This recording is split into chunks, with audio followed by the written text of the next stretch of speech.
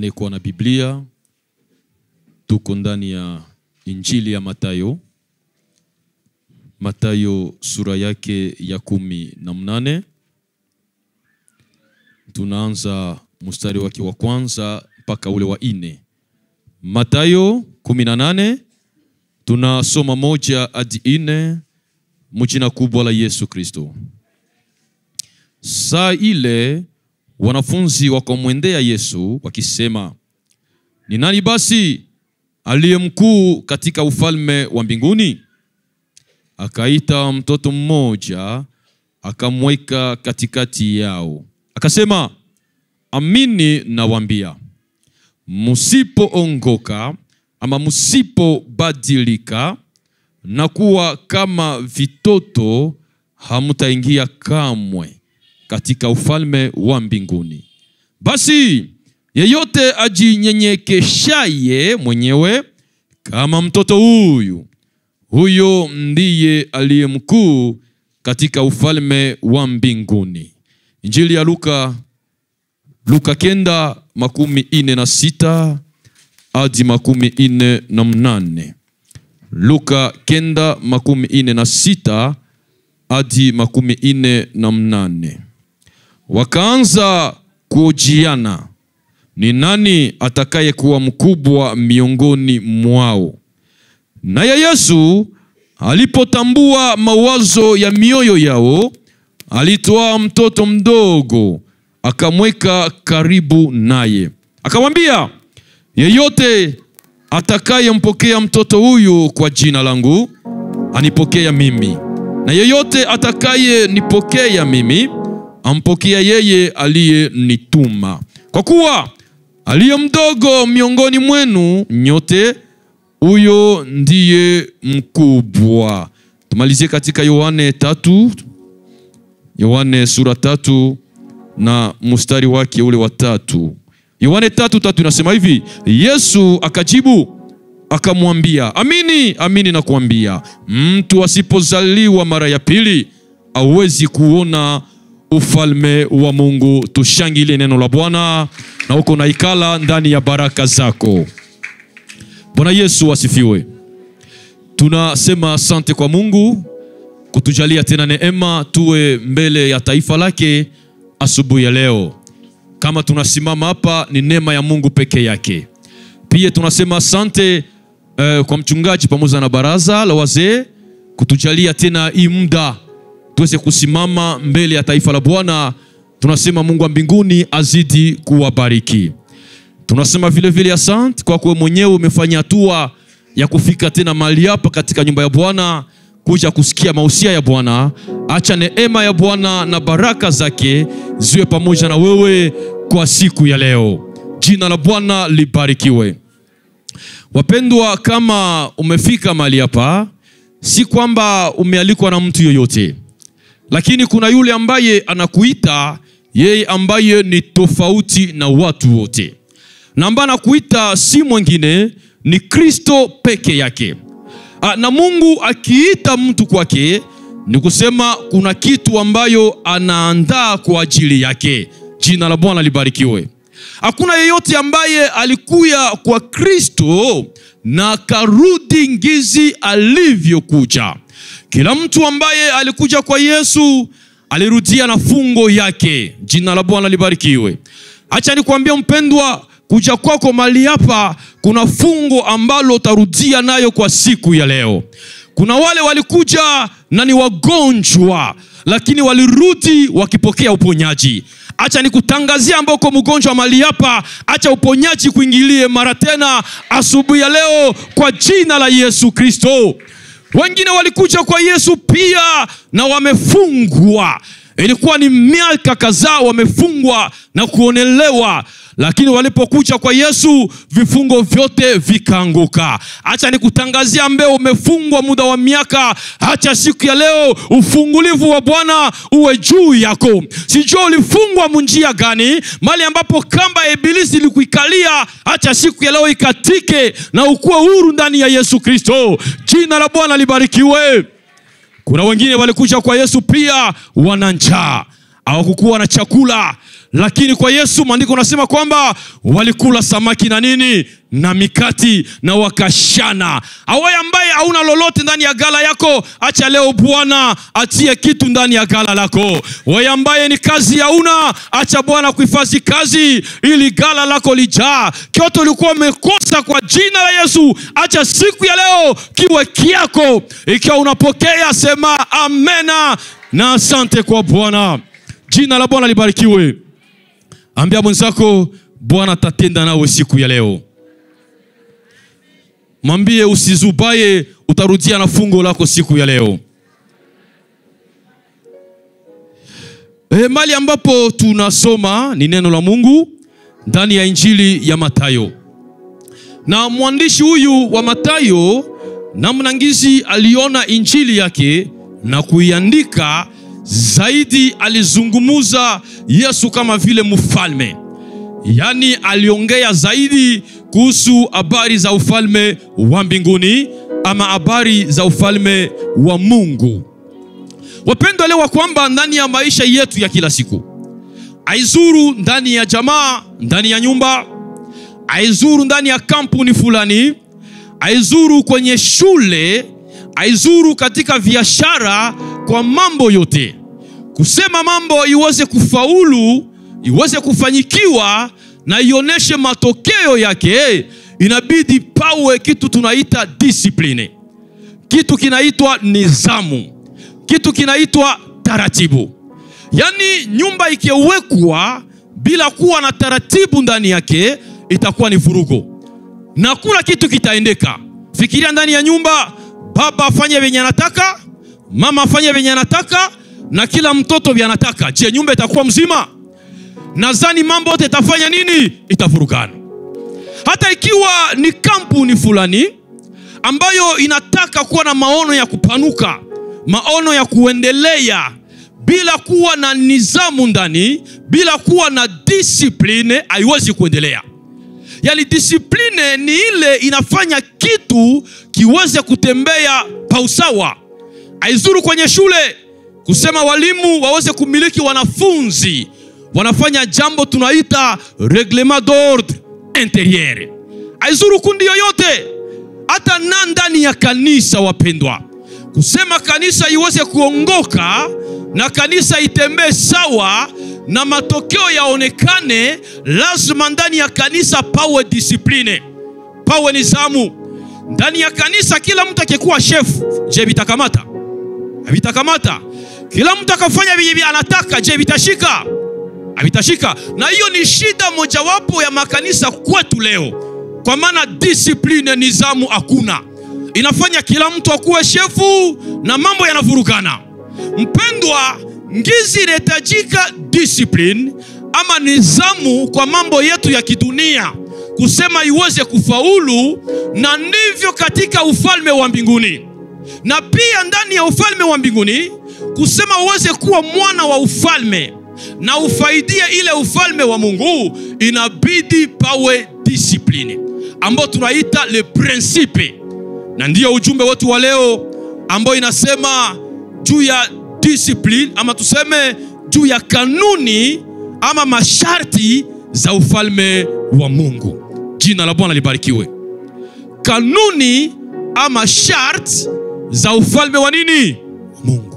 Mfrançais tunasema le principe du royaume de Dieu. Sisi sote hapa tukiulizana, kila mtu, kwa nini umeamini? Kila mtu atajibia, utaona wengi watakonesha lengo letu ni kwenda wapi? Mbinguni. Ukaamini Kristo juu ya malengo nje ya mbinguni, umepotea. Bwana tusaidie sana. Yani ukakuya kwa Yesu wenda juu niko na mahitaji fulani yajibiwe, juu niko na njala nikule, juu sijua niko na hiki kitendeke. Mpendwa, umepotea njia. Na hiyo ni shida tunayo leo ndani ya makanisa.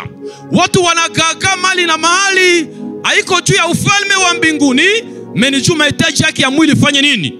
Ijibiwe. Na kuna wengi alikuwa anahitaji lakini haijibiwi, anakata tamaa. Anasema ile kanisa hamuna ndani Mungu. Bwana tusaidie sana. Shida iko ya Mungu, shida ni imani yako. Ni kutuambia nini?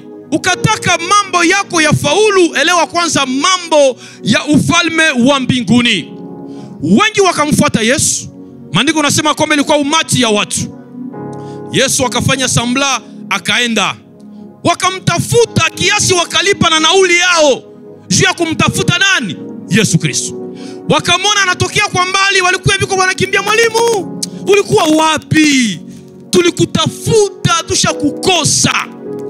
Uliza mwenzako, nini na kusukuma kutafuta Yesu? Muulize, nini na kusukuma kutafuta Yesu? Wale wapendwa, wakati walimwona Yesu, wote wakafurahi. Sasa walimwambia, Yesu alimwambia, najua kama mko mnanitafuta, haiko juu ya habari ya nini? Ya ufalme. Ni juu ya mikati na nini? Na samaki. Mkristo wa mikati na samaki wakati ya jaribu resistake, anakimbiaka tu. Na bibachia, lengo yake iko kwenda wapi? Mbinguni. Lakini Mkristo wa mbinguni ataba mutikise tikise iko tu pale, anatazama mbinguni, ni hapo ndipo atapokea taji lake. Jina la Bwana libarikiwe. Asa mpendwa, elewa kwamba ukataka mambo yako yakuwe sawa, jua kwanza habari ya ufalme wa nini? Ufalme wa Mungu. Na utelewa kwamba ufalme wa mbinguni iko na maprinsipe. Na mbele tuingilie juu ya makanuni za ufalme. Kanuni ni nini? Ama prinsipe ni nini? Kanuni ni ujumla ya mataratibu ambazo zimewekwa kwa ajili ya mtu kutembea vizuri, kwa ajili ya mtu kujipanga, ama kwa ajili ya kampuni iweze kufaulu. Hiyo ndio kanuni, ndio shurti. Ni mambo watu wanapatana kusema tuendelee mwa hii kundi yetu, naomba tuende hivi. Bwana tusaidie sana. Kila mtu atakuwa anafanya hii, kila mtu atatembea hivi. Na wakati watu wanafunga yale mawazo, inawasaidia kwenda pamoja. Ule matenda kinyume anaadhibiwa. Hiyo ndio tunaita kanuni ama sharti ama maprinsipe. Royaume ni nini?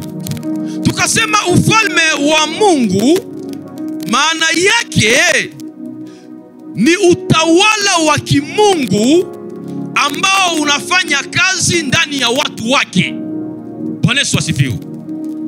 Katika Injili ya Mathayo anasema nini? Ufalme wako uje duniani kama wapi? Yani ni kusema mamlaka yako Mungu yenye unafanyiziaka nayo kazi mbinguni, ngizi tuko wako kudunia na sie tukue nayo hapa. Bwana Yesu asifiwe. Ukaishi mudunia na mamlaka ya Mungu haikale ndani yako, ungoye kushindwa kila siku. Bwana tusaidie sana.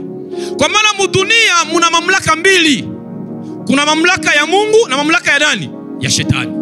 Kama uko mu ya Mungu, uko mu ya nani? Ya shetani. Asa kila mtu ni kujifunza uko mnatembea na mamlaka gani.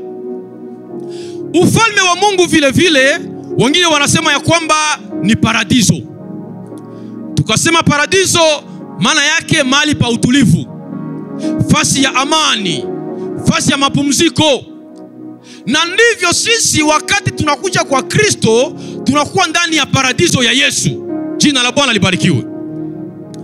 Elewa ya kwamba mpendwa, tukasema juu ya kanuni za ufalme wa mbinguni, inamaanisha ni mashurti ambazo Mungu anapatia watu wake kudunia. Benye wanamwakilisha wapi? Kudunia. Ngizi wataweza kutembea ingawaja wanaishi ndani ya dunia. Kwa maana dunia haiko yetu. Sisi tuko wapitaji na wanani? Wasafiri. Sisi tunamwakilisha Mungu mzima hapa kudunia kwa njia kumwamini nani? Yesu Kristo. Asa kama tunamaanisha Mungu kudunia, namna yetu ya kutembea, namna yetu ya kutawala lazima itegemee sawa sawa na ngizi mbinguni zinaangalia sie hapa. Bwana tusaidie sana. Unajua leo, asante, kuna shida mingi. Kuna watu wako ndani ya Kristo na wajua kwamba ni watu wa ufalme. Ukakuwa mnyumba ya mfalme na ujue kama uko mtoto wa mfalme, utageuka kuwa mtumwa mwa ile nyumba. ijapokuwa uwezo na mamlaka ni vyako. Bwana tusaidie sana. Kuna Wakristo wengi tunalialia kwa sababu hatujue ni nani tuko naye na tuko kwa nani. Wakati tunamwamini Kristo, tunajisalimisha kuchukua identite ya wapi? Ya mbinguni. Ingawaje tunaishi kudunia, metuko watu ya wapi? Ya mbinguni. Yani kote kwa unapasha kupita, baki kuona, manasema ni citoyen wa wapi huyu? Wa mbinguni. Haiko wetu. Asa kusema uonekane kuwa citoyen wa mbinguni, ukuwe mwanamemba, mtoto ya ufalme wa mbinguni, ni lazima utembeye msheria za nani? Za mwenye ufalme. Kuna kuwa sheria mingi ama masharti mingi ama prinsipe za mingi juu ya ufalme wa Mungu, lakini siye leo tutaongea juu ya mbili peke yake. Bwana Yesu asifiwe. Tutaongea juu ya prinsipe mbili peke yake.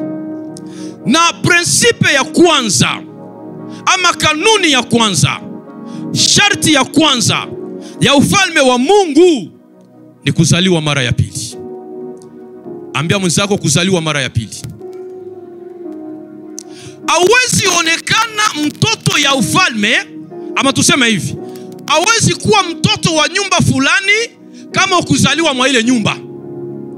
Yani namna ngizu umezaliwa mwa ile nyumba, hata uende wapi, nyumba inajua tuko na mtoto wetu iko mahali fulani. Ukaishi munyumba ya watu na ukuzaliwa ndani, hata muzamiri yako unasemaka niko mgeni. Bwana tusaidie sana. Unajambiaka saa yote vinaweza kuharibika, na baka kukwaza unasema shumi siku yake mwa hii nyumba. Na ndivyo na sisi, kama unataka uwe mwana wa mfalme, uishi ufalme wa Mungu, jambo ya kwanza kuzaliwa mara ya ngapi? Mara ya pili. Usiye wote hapa tuko wa Kristo. Bwana Yesu asifiwe. Lakini jua kwamba siye wote hatujazaliwa mara ya ngapi? Haiko kufanya huduma na itishe ndio inaonyesha kwamba ushazaliwa mara ya ngapi? Mara ya pili. Haiko kufanya kazi ya Mungu mnamna kikubwa ndio itahakikisha umezaliwa mara ya pili. Never. Kuzaliwa mara ya pili ni mbali sana na huduma, ni mbali sana na karama, ni mbali sana na cheo tunavyo, ni kitu tofauti. Tukasema juu ya uzao wa pili, Yesu kunafundisha, maandiko nasema mtu mmoja akamtokea faragani, alikuwa Nikodemo. Kutulisoma namuuliza, mwalimu vyoko unafundisha vinaonekana unatoka wapi? Mbinguni. Maybe uko naongea, imagine Nikodemo alikuwa ni mwalimu wa sheria, anafundishaka kila siku sheria, lakini habari ya ufalme wa mbinguni alikuwa haijui. Ndivyo wale wa Kristo mingi leo hii, tuko tu mkanisa, twende tu nakyo vile. Meyajua kamba yeye ni wa nani? Ni wa wapi? Nikodemo ajua, kamuuliza mwalimu, sasa aferi ya ufalme wa mbinguni ni vipi? Yesu akamwambia Nikodemo, na wewe mwalimu wa sheria uyue, usitishwe na muiwai mu maandiko. Bwana tusaidie sana. Anaweza soma hii Biblia na itatalika, kumbe haiko mwana wa ufalme. Na chuma Yesu alisema kwamba ni wengi wanasema kwa midomo Bwana, lakini ndani ya mioyo. Leo hii wa Kristo tuko na shida sababu hatuna muda ya kusoma maandiko, tunatishwa na kila neno ya nje. Mtu akifika tu na Biblia kwako unasema ni mtumishi, ushatetemeka. Wengi wanawafurape munjia vile. Pesa zinaenda, vitu vinaenda, juto alikuwa na Biblia, oni kwa mtumishi natoka kumbe wapi? Sio mwana wa ufalme. Bwana tusaidie sana. Akamwambia Nikodemo, habari ya ufalme wa mbinguni, kusema ukuwe mwana uingie, prinsipe ya kwanza ni kuzaliwa mara ya ngapi?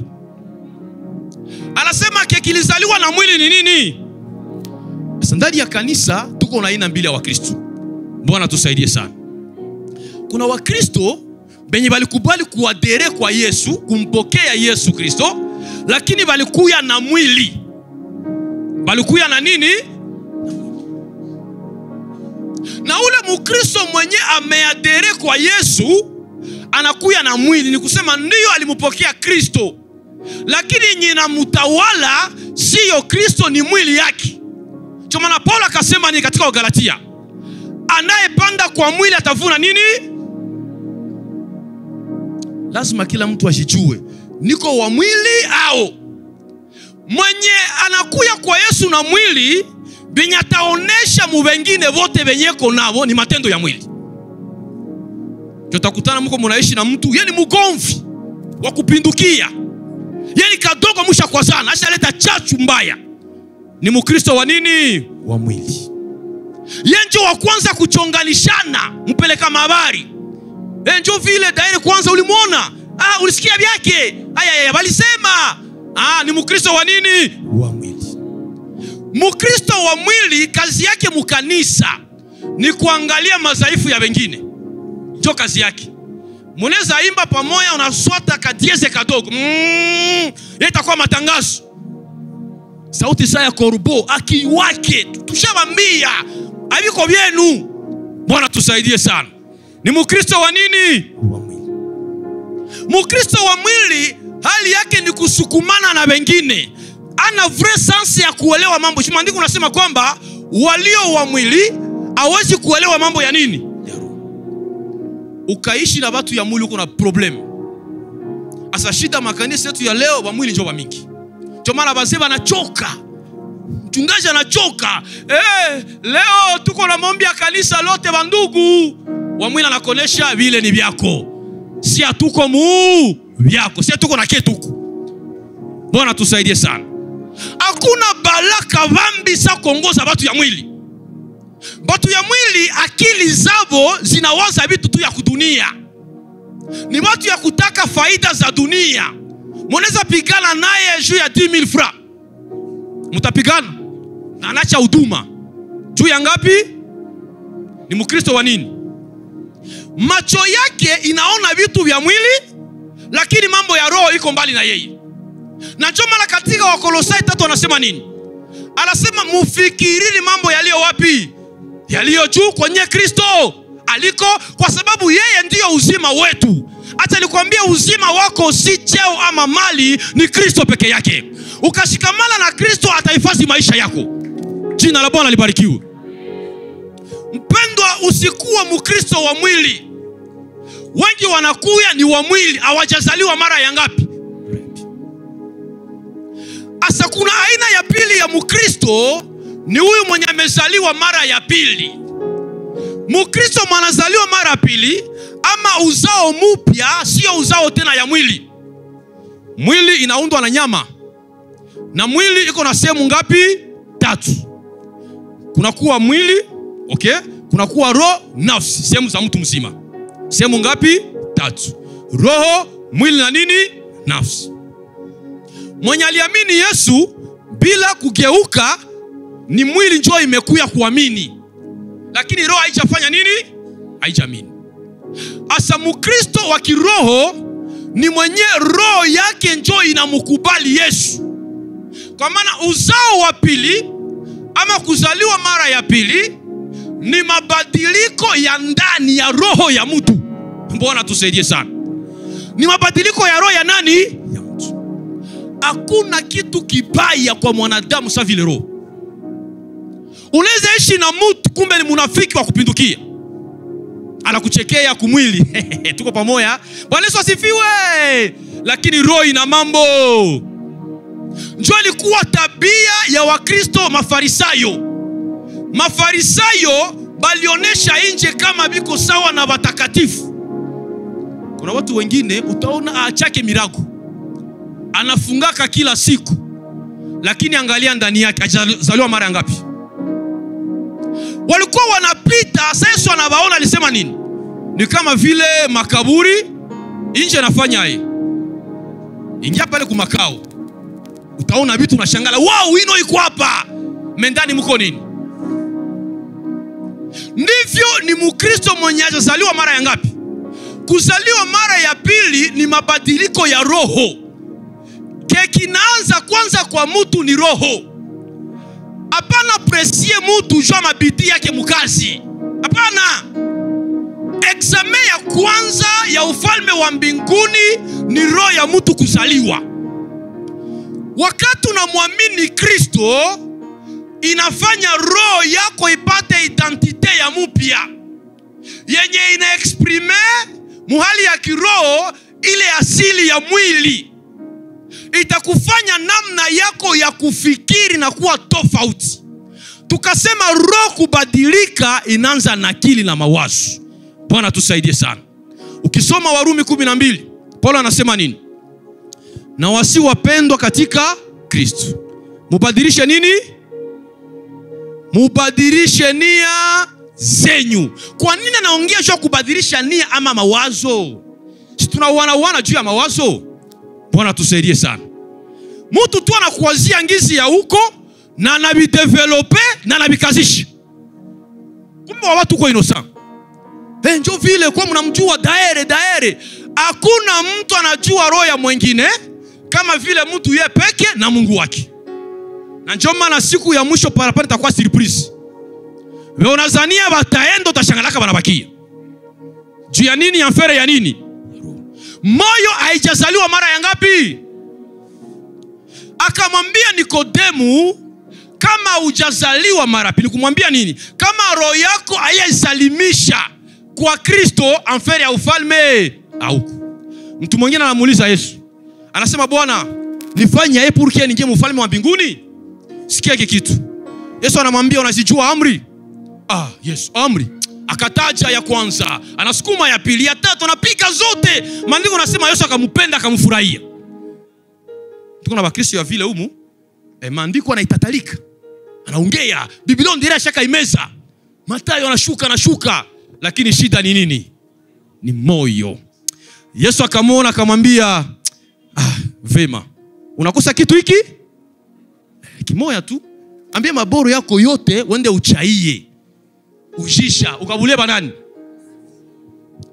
Mtu mwenye hajazaliwa mara ya pili ateko mkanisa, akili yake inapanaka kubitu. Bwana tusaidie sana. Akili yake inabana kunini? Kubitu. Na hiyo njoo examen ya kabambi yetu tunashindwa leo. Afere ya bitu, mnaweza kuwa mnaimba mnajazwa. Memule tu mkundi yenu sans fra ipotei. Roho inakimbia kwanza. Hii ni partage. Hii hapa manake tunatia kwa wokovu chini. Bwana tusaidie sana. Vitu binafanya wengi wakuwe mbali na Mungu. Wengi leo ni manabii, lakini ukawachunguza ni manabii ya nini? Abafanye kazi ya Mungu juu ya kuelekeza watu mfalme wa mbinguni, me wanajitoa muayo juu baprofite mukati. Kuna hatari. Kumbuka habari za Gehazi. Bilikuwaje? Niko naona sana sikia Elisha anamwambia rudia na byako. Uponyaji ya Mungu haiuziwe kwa nini? Kama Mungu alikupa karama, ni juu saidie kazi yake. Haiko juu ujipate ndani. Wengi wanajifanya kuwa barua juu ya makarama. Bwana tusaidie sana. Gehazi roe kaluma. Asema maye, make palo ni kareme leo hakuna kudame. Mzee anakwepesha vyote. Jua alikuwa wa mwili kuzaliwa mara pili, akili kaangalia vitu. Ikasema mzee atona kwepesha minda dribble situation. Faites attention na Mungu. Bwana tusaidie sana. Ukajifanya mjanja mu Mungu utashangaa kwa barabara kesho. Mungu anaendaka pole. Leo unafanya bujanja unafaulu, unasema wow kumbe niko wa nguvu. Chunga siku moja utajikuta kwa ritikile mbele ya watu yote. Bwana tusaidie sana. Gehazi akafanya contour ya maboro. Maandiko nasema wakati anarudia wanamuuliza tu, ulikuwa wapi? Unajua vitu vinachaka na bongo inaingia ndani. Bwana tusaidie sana. Kadiri akili nalala mu vitu, bongo itakuwa nafasi ya kwanza. Anamuuliza ulikuwa wapi? No mtumishi, na mie proche. Crochet tu kidogo hapa nyuma ya nyumba. Roho ya Bwana ilikuwa na mshere. Ulifuata ile vitu ya Naamani. Gizu ulifuata vitu ya Naamani, ukoma nani ufanye nini? Yeye na nani? Eske biaki alikuwa pale? Watoto walikuwa pale? Bakarizi ubaya wa nani? Fanya angalisho na mambo mpendwa. Kama umekubali Kristo na maisha yako ya ndani yanze kubadilika. Tuko hapa sie wote makini roho ziko tofauti. Bwana tusaidie sana. Parapande kelia tu hapa utaona visodo. Jota ya kumbe unaye tulizaniaka njoo. Vitu vinaribika. Yani shurti ya kwanza ya ufalme kuzaliwa mara ya ngapi? Mara ya pili. Ni mule akili yako inabadilika. Dunia iko na elimu yake. Dunia iko na akili yake. Akili ya dunia ni kwamba mtu akivala mini jeep ndio anakuwa wakiana. Sijua akili ya dunia. Mtu akavala mgongo wazi anakuwa wa nani? Wakiana. Akapiga make-up di premier au 30 ndio anakuwa wa nani? Wakiana. Ile ni akili ya nini? Ya dunia. Yaani mtu akisoma sana mdunia ndio anakuwa tofauti, mpendwa, na akili ya Mungu. Tofauti. Maana akili ya wanadamu kwa Mungu ni upumbavu. Wenye unafikiria njoo vya maana kwako leo njoo vitakuangamiza kesho. Bwana tusaidie sana. Maandiko nasema kwamba kumwogopa Mungu njoo mwanzo ya nini? Hata wasema kwa mshenzi wa kumapori, kama unaogopa Mungu usijali. Tulia, Mungu anakujua, atabadilisha mambo yako. Jina la Bwana libarikiwe. Yaani usipozaliwa mara pili mbinguni ni mbali na weye. Ukafuata Paulo, maandiko nasema Paulo katika Matendo ya Mitume alitumika sana ndani ya dini. Kuna Wakristo ya dini na Wakristo ya Yesu Kristo. Ukakuwa mtu wa dini, dini itakumeza. Bebaliwa Yesu ni watu ya nini?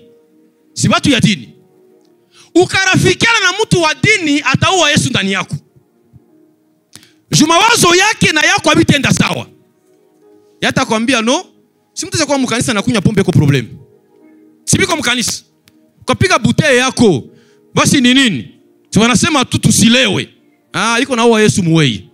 Ambia mwenzako usiwe Yesu ndani yangu. Mpendwa, unahitajika hali yako kwanza ya ndani ibadilike, ndipo utakuwa mwanamemba wa ufalme wa nini? Wa mbingu.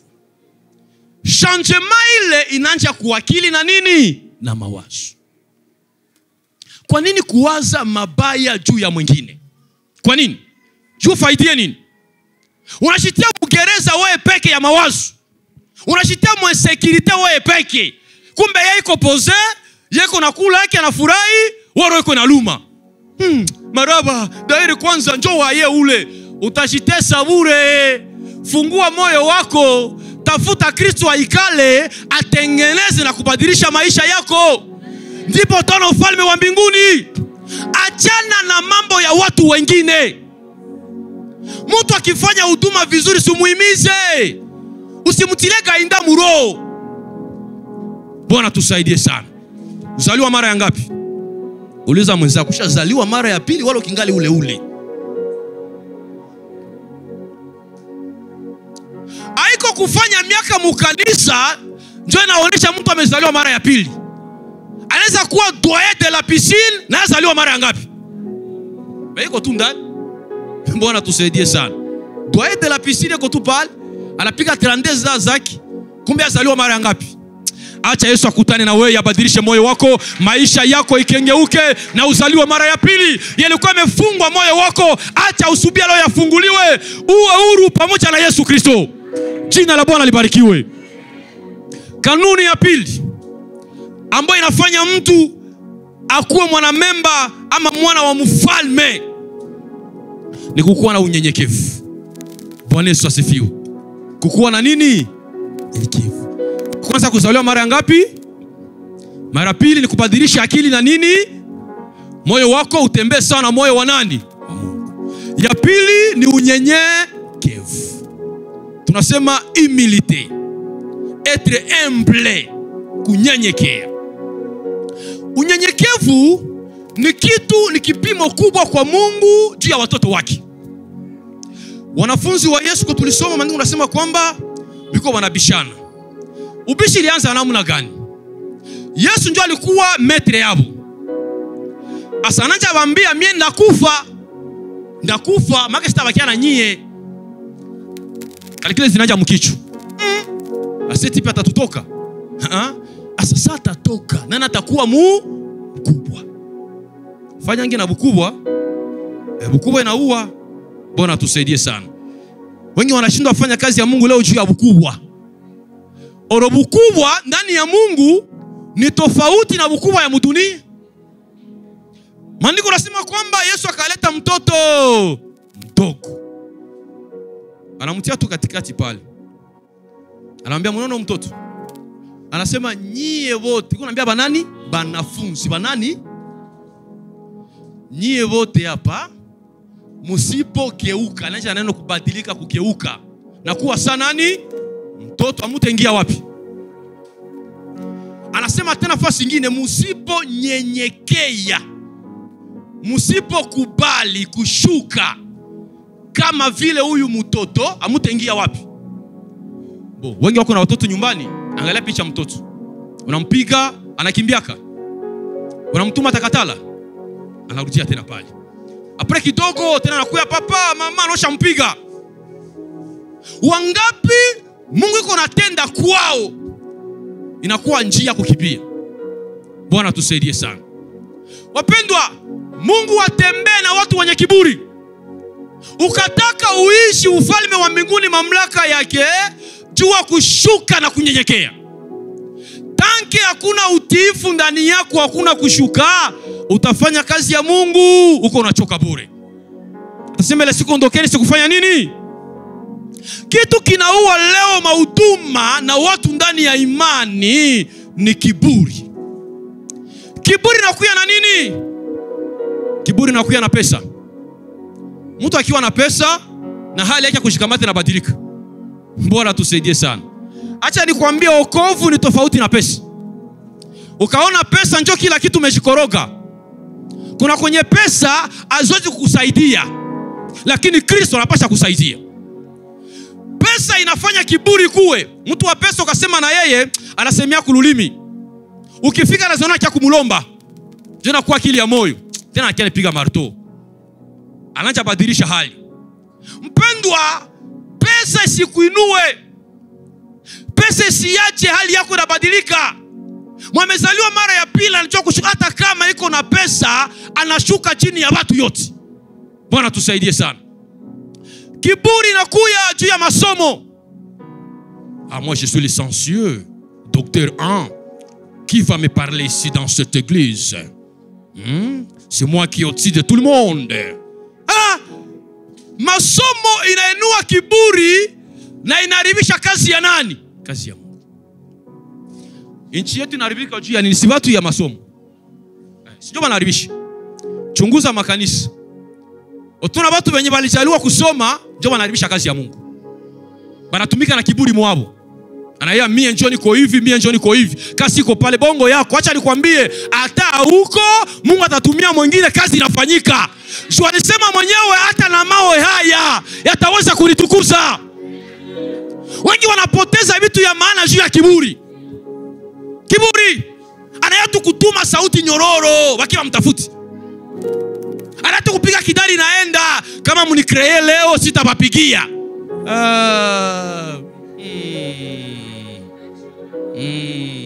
Anafama kusudi achelewe jumu mtafuti. Mpendo huku wapi? Huku wapi? Susukue tunataenda kwa masorti. Munachera sio kwangu. Ya njonda kia bapigia. Mpendwa, kama ulipata kale karama ni neema ya nani? Si ya Mungu. Anasema tulipewa bure, tutowe bure. Kwa nini uharibishe kazi ya Mungu juu ya kiburi? Na Mungu anakuwaka wa bien. Juu kajifanya wa speciali. Anakonesha wako buriki. Buriki, imagine mfalme Nebukadneza. Mfalme mzima. Sa kiburi ilipanda, aliendelea. Alishikuta wapi? Akekula mayani sa vile nini? Nyama. Mpendwa, acha orgeye. Buyana isikupandisha kiburi. Bafie mingi manaratia kuolewa juu ya biburi. Buyana. Mimi niko wa klasi saa yote. Mbondio saa yote. Meme yake iko nafanya nini? Iko inasogea. Au kwa munivyo yangu. Mimi nachunga ule mwenye kwa munivyo. Hakuna problemi. Mimi yake inafanya nini? Inasogea. Atafika mtu anasema kila mtu sasa akuye. Hapa ndakubali kila mtu. Aizuru mwenye ana mwenye iko kuya tu. Umeshifunula nyuma ya nini? Ya wakati. Acha kiburi. Nyenyekea mbele ya watu wote. Katika unyenyekevu Mungu ndani neema ya Mungu. Anasema kwamba Mungu anapingana na wenye nini? Wenye kiburi. Anajalia neema wa nani? Wanyenyekevu. Acha munyenyekevu wako Bwana kuinue tena. Neema yake kuwa juu yako. Mungu anatufundisha kubya mingi mia tuelewaki. Banatoka kubato Minova banakuya Goma. Si walikuwa na pesa na kila kitu. Banakia biashara. Walionekana tena. Mungu ni kutuambia sisi wote tuko bure. Hakuna kia maana mu maisha kama vile Kristo peke yake. Ukishikamana na Kristo ndiye atatengeneza maisha yako. Acha nikwambie, pesa haziwezi tengeneza maisha yako. Zitatengeneza mwili, roho inakufa. Kwa daire, soko unapamba mwili uko unaichokesha. Tafika miaka fulani nanja kuzomea hiyo peki. Nakwambia hapa mambo yanabadilika sasa. Hapa kope nanja shanje. Bwana tusaidie sana. Mpendwa, atafuta Kristo, vingine vyote acha ni matiralala. Kataka kuwa mwana wa ufalme wa Mungu, jua kunyenyekea. Mtu mnyenyekevu ni mtu mwenye anajua kuelewa madhaifu yake na kupatia wengine neema ya kuendelea. Ukiona mtu mwenye ajue madhaifu yake ni kiburi, bakamwonya na kuwa vikwazo. Vie privée, hii ni vie privée. Nyamuna nyingine yako masani humu, kiburi. Mtu wa kiburi ni mtu mwenye anajiona kenjo anaenea. Anayua kushindia watu. Mwanayua kushindia wote ni mmoja tu. Ni Kristo peke yake. Kila mtu mwalianzaka mbele ya Yesu alikufaka akufufukaka. Lakini ni Kristo pekee mwenye alikufa na akafufuka. Na kwa njia yake anatupatia uzima mpya. Maana ni yeye yuko juu ya kila kitu. Kwa nini kiburi? Mtu mnyenyekevu ni mtu mwenye anayuaka ke mie sifaye. Mwingine njoo anafaa kunisitia mie. Inamfanya bidii yake aendeleshe nayo juu ya kutaka hali yake ibadilike. Ukaona hapa kila mtu. Tuulize mahitaji ya kila mtu hapa. Mata kuambia mie ni nyumba, mie ni olewe, mie ni gari, mie ni nini, mie sijue ni kile na kile. Siku mimi nakuwa bloke tu saa. Au tuna mata kuambia mahitaji yangu Mungu abadilishe roho yangu. Bwana tusaidie sana. Hitaji ya kwanza ya kavambi ni mabadiliko ya nini? Kushipima kuminzani kwa hii tabia mimi siko sawa. Sasa papa nisaidie tabia itoke. Kama ni chuki niache, kama ni uongo itoke. Juu ile tabia njoo bariere usiingie mbinguni. Bwana tusaidie sana. Mambo mawili itafanya uko mwanamemba wa ufalme. Kristo akishaikala ndani yako na mamlaka yake yanakuwa ndani yako. Anasema nini? Ni nani atakuwa juu yako? Hata mambo yaharibike usijali. Ni Kristo mwenyewe atashughulika. Choma na mpendwa, mkumaliza kwa mambo mengine yote, tafuta Mungu peke yake. Vingine achana navyo. Acha makonflikti na watu. Mnakorogana leo, usiku utafanya nini? Utalala. Unachoka mtalamuka basi. Bwana tusaidie sana. Choma na kasema katika Mathayo, tafuteni kwanza nini? Na mengine tafanya nini? Kusema kutafuta kwanza ufalme wa Mungu ni kutaka Yesu kwanza njoo aenee ndani yako. Yesu aikale kwa njia ya neno lake, njoo litabadilisha akili na namna yako. Asa vingine Mungu atafanya ngizi anataka kwako. Mpendwa, ujumbe wetu ni kuomba. Mungu anataka uwe mwana wa ufalme wake. Mungu anataka atende na weye. Dunia tuko tunapita, mambo yote tutaacha, lakini ufalme wa Mungu ni wa milele. Mambo yote pigana ukuwe ndani ya ufalme. Usitembee na Mungu na uko mufalme wake, utachoka bure. Maandiko yanasema kwamba walikuwa wana wale wangapi? 10. 5 walikuwa wanani? Pumbafu, wengine wanani? Wote wanaenda wapi? Ufalme wote. Harusi sote tunaenda. Memuko wanani? Wapumbafu na wanani? Wenye akili. Jo vile tuko musie wote. Musie mko wapumbafu na mko na wanani? Wapumbafu wanaona tu mambo hapa kudunia. Jo wapumbafu bali. Mambo ya dunia. Tukule, tuvuje mfupa, tutakufa kesho. Hakuna problem. Mejua kwamba roho haikufaki. Endelea kuishi badala ya kifo kudunia. Asa kwa utaenda utakuwa wapi kisha kutoka kudunia? Lakini wenye busara walijua kwa tunaenda kukutana na bwana harusi kuna condition. Condition ya kwanza tala iwaki. Bwana Yesu asifiwe. Condition ya pili tukue na mafuta. Kama tala haiwake hakuna mafuta tutaingia muufalme. Bote 10 safari, bamoya tala na waka, meabana nini? Mafuta. Mpendwa, ukatembea na Mungu na una mafuta ni shida. Inomba neno likuwe pia na mafuta ikuwe. Taa ni nini? Anasema taa ni neno la nani? La Mungu. Anasema neno lako ni taa kwa miguu yangu na mwanga kwa njia yangu. Na mafuta ni nini? Mafuta ni Roho Mtakatifu. Bwana Yesu asifiwe. Ukatembea na Mungu bila Roho Mtakatifu, siku ya parapanda hutajuaka. Inafanya neno lizirike kwa tendo ni uwezo wa Roho ndani ya maisha yako. Ndio maana akasema tutafute kujazwa na Roho Mtakatifu. Mpendwa, uko mwana wa ufalme gani? Bwana anataka uwe mwana wa ufalme wa mbinguni. Angalia hali yako. Je, ulishazaliwa mara ya pili? Je, ndani mwako mko kujishusha? Ikiwa muzile hali mbili, kuna mali ambapo au yashika, sema na Bwana nisaidie siku ya leo. Atujue siku wala saa. Tenyamisha kichwa chako. Fikiri mwenyewe. Je, niko muufalme wala niko nje? Kukua mufalme ni kutembea mwezi sheria mbili. Kuzaliwa mara ya pili ni mabadiliko ya akili na mawazo na moyo. Na kuwa na unyenyekevu ndani yako. Usiangalie huduma na karama unayo, lakini angalia Kristo ndani ya maisha yako.